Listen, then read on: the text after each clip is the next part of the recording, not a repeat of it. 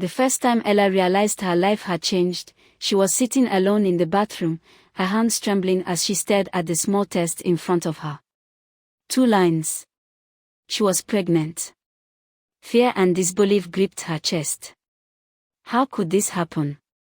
She was careful, she had always been careful. Ella had always been the perfect daughter. Beautiful, intelligent, and the pride of her well-known parents. At 18, she had been topping her class for years, a consistent achiever whose grades were admired by teachers and students alike.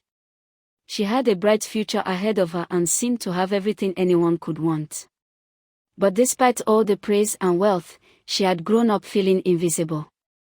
Her parents were always busy with meetings, events, work trips, and the only child had learned early to take care of herself. The rare moments they spent together were confined to family devotions, short and formal, more routine than connection. Everything began to shift when Kelechi moved in next door. He was older, confident, and somehow, he noticed Ella in ways her parents never did. At first, they were just neighbors. She would wave when he passed by, he would smile in return, but soon, they found reasons to meet.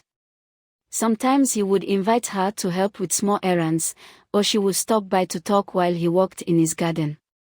Their friendship grew naturally, but quickly it became something deeper. Ella began sneaking out of the house to meet him. Ella's parents remained oblivious. When they came home from work, her mother would barely glance at her. That lack of attention was a familiar ache in Ella's heart, but being with Kelechi made her feel seen, wanted, and alive. Their love grew quickly. They shared secrets, dreams, and moments that Ella had never had with anyone else. But then came the day when everything changed. Ella noticed she had missed her period.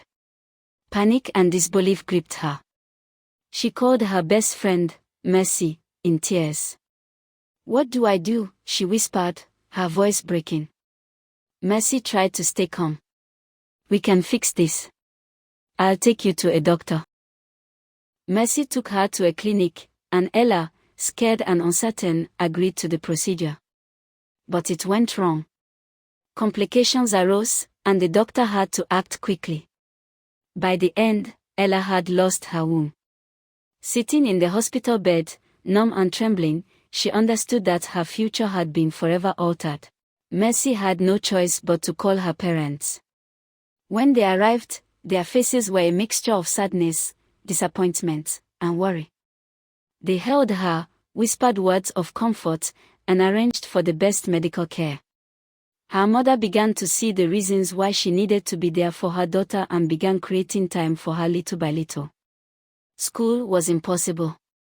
The shame, the whispers, the stares, all of it made returning unbearable. Her plans, her dreams, her bright future, had to wait. She spent the rest of the year healing, both physically and emotionally. Kelechi tried to apologize, but the bond they shared had been broken by mistakes and consequences too heavy to ignore. Ella felt anger, sorrow, and a profound loneliness. She was broken, yes, but she was beginning to understand herself in ways she never had before. Life had changed forever, and so had she, but slowly, quietly, she began to find the courage to face a future that felt uncertain, yet hers to claim.